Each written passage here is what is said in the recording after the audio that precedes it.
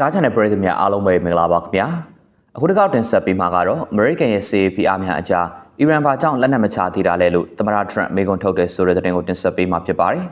American ပြည်ထောင်စုကအရှေ့အလယ်ပိုင်းဒေသမှာစစ်အင်အားတွေအကြီးအကျယ်တိုးမြင့်နေပေမဲ့လို့အီရန်နိုင်ငံဘက်ကဘာကြောင့်အခုချိန်ထိအညံ့မခံသေးတာလဲဆိုတာကိုသမ္မတ Trump ကသိကျင်စိတ်ပြင်းပြနေတယ်လို့ American သမ္မတရဲ့အထူးကိုယ်စားလှယ် Steve Witkoff ကပြောကြားလိုက်ပါတယ် Steve Witkoff ကစနေနေ့မှာ Fox News နဲ့အင်တာဗျူးပြုလုပ်နေစဉ်အတွင်းအီရန်ရဲ့နျူကလ িয়ার စီမံကိန်းနဲ့ပတ်သက်ပြီးတော့သဘောတူညီချက်မရခဲ့ရင်စစ်ရေးအရကန့်အသတ်နဲ့တိုက်ခိုက်မယ်လို့ Trump ဟာတတိပေးခဲ့ပြီးတဲ့နောက်အီရန်ရဲ့ရည်တည်ချက်အပေါ်သမ္မတကစိတ်ဝင်စားနေတာဖြစ်တယ်လို့ဆိုပါတယ်။အနောက်နိုင်ငံတွေဘက်ကတော့အီရန်နိုင်ငံဟာနျူကလ িয়ার လက်နက်ထုတ်လုပ်ဖို့ကြိုးပမ်းနေတယ်လို့တန်တရားရှိနေကြပေမဲ့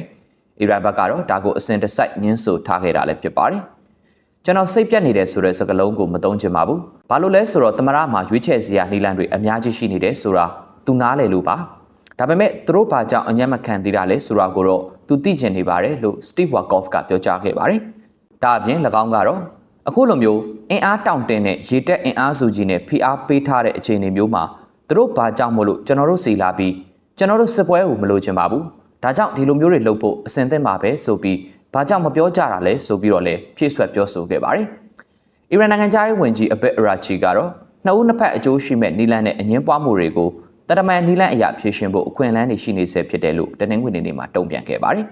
။အီရန်ဘက်ကဖြစ်နိုင်ခြေရှိတဲ့သဘောတူညီချက်မူကြမ်းကိုပြင်ဆင်နေပြီးတော့လာမယ့်ရက်ပိုင်းအတွင်းမှာ Witkoff ထံကိုပေးအပ်သွားမယ်လို့လည်းသိရပါတယ်။ American နဲ့ Iran အရာရှိတွေကဆိုရင်တော့ပြီးခဲ့တဲ့ February လ18ရက်နေ့ကဂျနီဗာမြို့မှာတွယ်ဝိုက်ဆွေးနွေးမှုတွေပြုလုပ်ခဲ့ကြပြီးတိုးတက်မှုအချို့ရရှိခဲ့တယ်လို့ဆိုပါတယ်။ဂျာဝင်ဆိတ်ဆက်ပေးခဲ့တဲ့အိုမန်နိုင်ငံရဲ့အဆိုအရနောက်ထပ်ဆွေးနွေးပွဲကိုလာမယ့်ကြာသပတေးနေ့မှာဂျနီဗာမှာပဲထပ်မံပြုလုပ်ဖို့သတ်မှတ်ထားပြီးဖြစ်ပါတယ်။အိုမန်နိုင်ငံသားရေးဝန်ကြီးဘာဒါအယ်ဘူစိုက်ဒီကလည်းပဲ